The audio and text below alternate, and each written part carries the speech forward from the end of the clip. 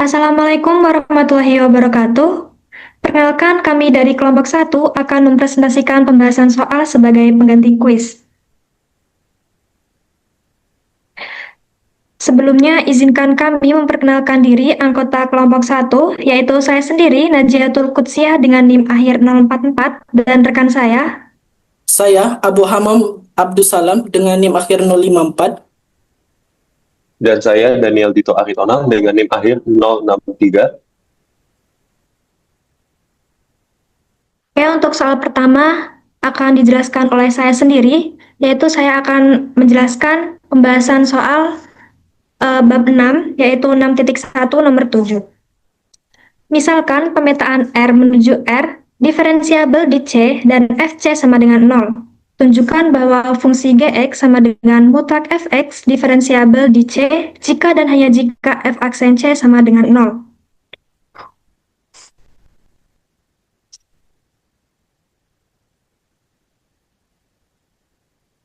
Nah, dari soal tersebut diketahui bahwa pemetaan R menuju R itu diferensiabel di C. Lalu nilai fungsi di titik tersebut Fc sama dengan 0.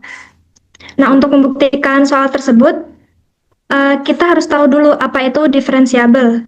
Jadi, fungsi dikatakan diferensiabel di titik X sama dengan A jika turunan di titik itu ada. Tapi, turunan hanya ada kalau limit kiri dan kanan itu sama. Jadi, kalau kita punya fungsi potongan, kayak fungsi yang bentuknya beda di kiri dan kanan suatu titik, itu kita harus dua sisi itu. Nah, buat yang pertama, kita akan membuktikan jika f aksen C sama dengan 0, maka G diferensiabel di C.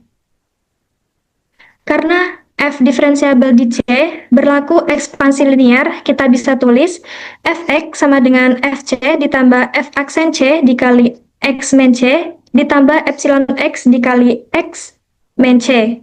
Nah, dengan epsilon x menuju 0 saat x menuju C, ini disebut ekspansi linear atau hasil dari definisi fungsi terdiferensialkan. Tapi, karena diketahui Fc sama dengan 0 dan F aksen C sama dengan 0, kita substitusikan ke bentuk ekspansi linear tersebut. Dihasilkan Fx sama dengan epsilon x x min C, kita mutlakkan jadi mutlak Fx sama dengan mutlak epsilon x dikali mutlak x min C. Karena limit dari mutlak epsilon x untuk X mendekati C itu 0, dan mutlak X min C per X min C itu hasilnya 1 jika X lebih dari C, dan negatif 1 jika X kurang dari C. Kenapa dua ini itu muncul? Karena F terdiferensial di C, maka itu sesuai dengan sifat turunan. Nah, kenapa mutlak X min C per X min C bisa kayak gitu? Itu tuh pecahan tersebut itu menunjukkan arah X mendekati C. Jika X lebih dari C, maka mutlak X min C itu hasilnya 1. Nah, jika X kurang dari C, maka mutlak X min C itu hasilnya negatif 1.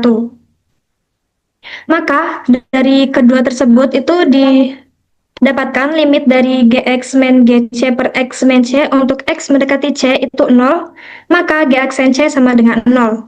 Nah, di sini terbukti bahwa G diferensial di C.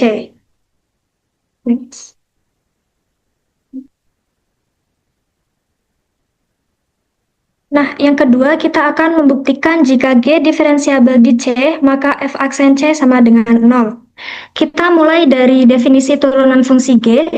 Jika G terdiferensialkan di C, maka kita bisa hitung turunan G aksen C dengan definisi limit.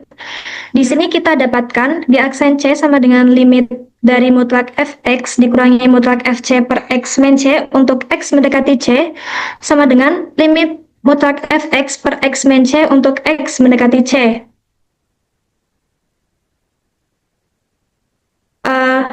Nah, bentuk limit ini tuh penting karena untuk melihat limitnya itu ada atau enggak. Nah, buat melihat apakah limitnya itu ada, kita itu harus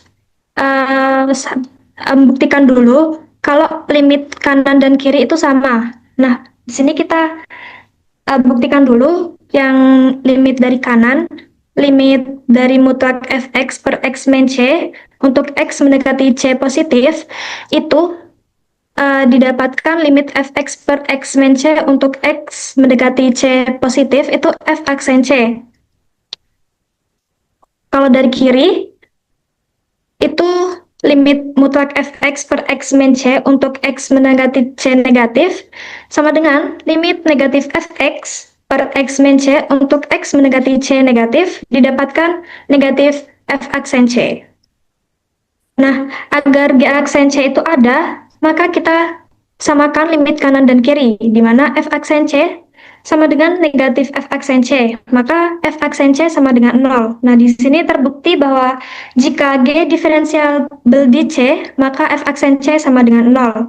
Nah, karena dua pembuktian sudah terbukti, kita dapat simpulkan bahwa gx sama dengan mutlak fx diferensiabel di c jika dan hanya jika f aksen c sama dengan 0. Untuk soal selanjutnya akan dijelaskan oleh rekan saya.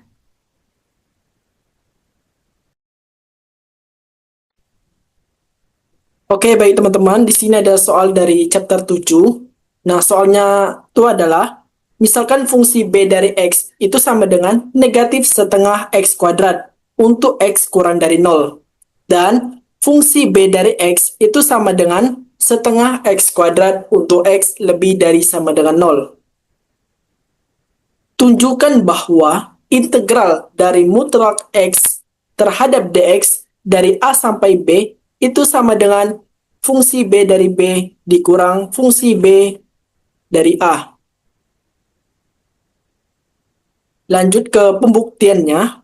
Nah, untuk fungsi b dari x itu didefinisikan sebagai fungsi b dari x itu sama dengan negatif setengah x kuadrat untuk x kurang dari 0. Dan fungsi b dari x itu sama dengan setengah x kuadrat untuk x lebih dari sama dengan 0. Nah, dari soal ini kita akan memecah menjadi 3 kasus. Nah, untuk kasus yang pertama, jika a dan b-nya itu lebih dari sama dengan 0, nah, untuk x lebih dari sama dengan 0, maka nilai mutlak x-nya itu sama dengan x. Jadi bisa diperoleh bahwa integral dari mutlak x ya terhadap dx dari a sampai b itu sama dengan, karena x-nya itu lebih dari sama dengan 0, maka nilai mutlak x-nya itu sama dengan x. Jadi bisa disubstitusi ke sini sama dengan integral dari x terhadap dx dari a sampai b sama dengan, ini kita integralkan seperti biasa, jadi setengah x kuadrat dari a sampai b sama dengan setengah b kuadrat dikurang setengah a kuadrat.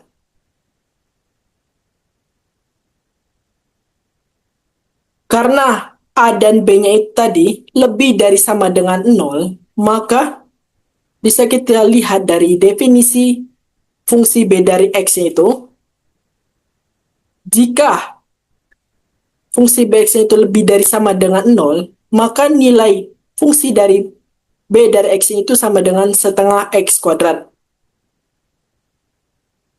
Jadi, karena a dan b-nya ini lebih dari sama dengan 0, maka fungsi b dari b itu sama dengan setengah b kuadrat, dan fungsi b dari a-nya itu sama dengan setengah a kuadrat. Jadi, bisa diperoleh bahwa fungsi b dari b dikurang fungsi b dari a itu sama dengan setengah b kuadrat dikurang setengah a kuadrat. Karena nilainya itu tadi sama-sama di setengah b kuadrat dikurang setengah a kuadrat, jadi maka bisa diperoleh bahwa integral dari mutlak x terhadap dx dari a sampai b itu sama dengan fungsi b dari b dikurang fungsi b dari a. Nah, untuk kasus yang kedua, jika a dan b-nya itu kurang dari 0. Untuk x kurang dari 0, maka mutlak x-nya itu sama dengan negatif x. Jadi bisa diperoleh bahwa integral dari mutlak x terhadap dx dari A sampai B itu sama dengan, karena x-nya tadi kurang dari 0, maka nilai mutlak x tadi sama dengan negatif x. Jadi langsung kita langsung substitusi aja ya. Jadi sama dengan integral dari negatif x terhadap dx dari A sampai B itu sama dengan, karena negatif di sini adalah sebagai fungsi konstanta, jadi bisa kita keluarkan. Jadi sama dengan negatif integral dari x terhadap dx dari A sampai B itu sama dengan negatif setengah x kuadrat dari A sampai B. Jadi sama dengan negatif setengah B kuadrat dikurang setengah A kuadrat. Jadi bisa diperoleh bahwa nilainya itu adalah setengah A kuadrat dikurang setengah B kuadrat. Karena A dan B-nya tadi kurang dari 0, maka diperoleh nih, kalau kurang dari 0, ya fungsi B dari B di sini adalah negatif setengah B kuadrat. Fungsi B dari A-nya ini adalah negatif setengah A kuadrat. Jadi, bisa dikurangkan fungsi B dari B dikurang fungsi B dari A itu sama dengan negatif setengah B kuadrat dikurang, nah dalam kurung, negatif setengah A kuadrat. Jadi bisa diperoleh bahwa nilainya itu adalah setengah A kuadrat dikurang setengah B kuadrat. Jadi, nilainya ini adalah sama-sama ya, sama-sama di setengah A kuadrat dikurang setengah B kuadrat. Jadi, bisa diperoleh integral dari mutlak ya. Jadi bisa diperoleh bahwa integral dari mutlak x terhadap dx dari A sampai B itu sama dengan fungsi B dari B dikurang fungsi B dari A. Nah, untuk kasus yang ketiga ini lebih menarik ya teman-teman. Karena di sini kita menggunakan teorema aditivitas. Jika A kurang dari 0 dan B lebih dari sama dengan 0. Nah, bisa teman-teman lihat di sini. Kalau untuk x kurang dari 0, maka nilai mutlak x-nya itu sama dengan negatif x. Dan x lebih dari sama dengan 0, maka nilai mutlak x-nya itu sama dengan x. Jadi bisa diperoleh bahwa dari teorema aditivitas tadi, yaitu integral dari mutlak x terhadap dx dari A sampai B itu sama dengan integral dari mutlak x terhadap dx dari A sampai 0 ditambah integral dari mutlak x terhadap dx dari 0 sampai B. Nah, itu sama dengan, ingat teman-teman, integral ini A sampai 0. Nah, ingat, karena A tadi kurang dari 0, maka nih, mutlak x-nya itu sama dengan negatif x ya. Jadi ini sama dengan negatif x. Ini integralnya itu 0 sampai B. Nah, B-nya itu ini, B-nya itu lebih dari sama dengan 0 ya. Jadi mutlak x itu sama dengan x ya. Jadi bisa ya teman-teman di sini integral dari negatif x terhadap dx dari A sampai 0 ditambah integral dari x terhadap dx dari 0 sampai B. Itu sama dengan bisa diintegralkan negatif 1/2 x kuadrat dari A sampai 0 ditambah setengah x kuadrat dari 0 sampai B. Nah, jadi bisa dilihat di sini negatif dalam kurung setengah 0 kuadrat dikurang setengah A kuadrat tambah setengah B kuadrat dikurang setengah 0 kuadrat. Jadi nilainya itu adalah setengah A kuadrat ditambah setengah B kuadrat. Karena A kurang dari 0 dan B lebih dari 0, maka A-nya tadi kurang dari 0 ya. Berarti fungsi B dari A-nya itu adalah negatif setengah A kuadrat. B-nya lebih dari sama dengan 0, berarti fungsi B dari B-nya itu adalah setengah B kuadrat. Fungsi B dari B itu dikurang fungsi B dari A. Jadi hasilnya itu adalah setengah B kuadrat dikurang dalam kurung negatif setengah A kuadrat. Jadi bisa diperoleh bahwa nilainya itu adalah setengah A kuadrat ditambah setengah B kuadrat. Nah, nilainya itu tetap sama ya, di setengah A kuadrat ditambah setengah B kuadrat ini nilainya. tetap sama ya. Jadi bisa diperoleh bahwa integral dari mutlak X terhadap dx dari A sampai B itu sama dengan fungsi B dari B dikurang fungsi B dari A. Nah, jadi kesimpulannya ini adalah dari ketiga kasus tersebut, jadi terbukti bahwa integral dari mutlak X terhadap dx dari A sampai B itu sama dengan fungsi B dari B dikurang fungsi B dari A. Oke. Jadi untuk soal selanjutnya ini akan disampaikan oleh rekan teman saya.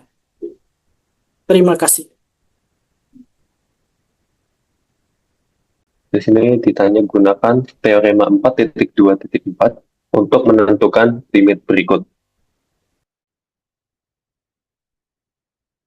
Baik, untuk soal yang pertama itu limit X mendekati 1 untuk X plus 1 bagi 2X plus 3 untuk X elemen R. Jadi, karena limit X plus 1 dengan X mendekati 1 sama dengan 2, dan limit X mendekati 1 untuk 2X plus 3 itu sama dengan 5, maka dengan teorema 4.2.4, yaitu kalau limit dari hasil kali dua fungsi yang konvergen itu dapat dihitung dengan mengalihkan masing-masing limitnya. Maka kita bisa dapatkan di bab itu limit X mendekati 1 untuk X plus 1 kali 2X plus 3 akan sama dengan limit X plus 1, X plus itu dikali limit X mendekati 1, 2X plus 3. Nah, sama dengan 2 dikali 5, yaitu sama dengan 10. Selanjutnya, soal yang B, yaitu limit X mendekati 1, X kuadrat plus 2 dibagi X kuadrat min 2 dengan X lebih dari 0. Baik, karena limit X mendekati 1 untuk X kuadrat plus 2 itu sama dengan 3, dan limit X mendekati 1, X kuadrat min 2 itu sama dengan min 1, yang artinya tidak sama dengan 0, maka dengan teorema yang sama tadi, 4.2.4, kita dapat peroleh limit X mendekati 1, X kuadrat plus 2 dibagi X kuadrat plus 2, lalu ini, lalu kita masukkan satunya, substitusi satunya menjadi 3 dibagi min 1, yaitu sama dengan min 3. Soal selanjutnya itu yang C. Untuk limit X mendekati 2 dari 1 per X plus 1 dikurang 1 per 2X, dengan X-nya itu harus lebih dari 0. Nah, karena X plus 1 ini tidak sama dengan 0 dan 2X tidak sama dengan 0 untuk X lebih dari 0, maaf. Dan menurut teorema 4.2.4 yang tadi, kita bisa dapatkan limit X mendekati 2 dari 1 per X plus 1 itu menjadi 1 per limit X mendekati 2 X plus 1. Jadi limitnya menjadi di bawahnya. Maka setelah disubstitusi X-nya, itu akan menjadi 1 per 3. Begitu juga dilakukan untuk yang 1 per 2X. Maka setelah digabungkan, dihitung limit X mendekati 2, 1 per X plus 1 dikurang 1 per 2X, yaitu tadi 1 per 3 dikurang 1 per 4, kita bisa dapatkan itu sama dengan 1 per 12. Baik, soal selanjutnya, yang D,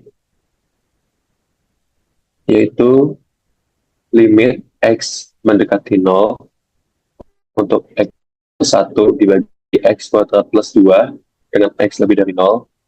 Nah, dikarenakan limit X mendekati 0, X plus 1 ini sama dengan 1, dan limit X mendekati 0, X kuadrat plus 2 itu sama dengan 2, yang artinya tidak sama dengan 0, maka kita dapat gunakan teorema tadi menjadi limit X mendekati 0 untuk X plus 1 dibagi limit X mendekati 0, X kuadrat plus 2 itu sama dengan, setelah disubstitusi dengan 0, akan sama dengan 1 per 2.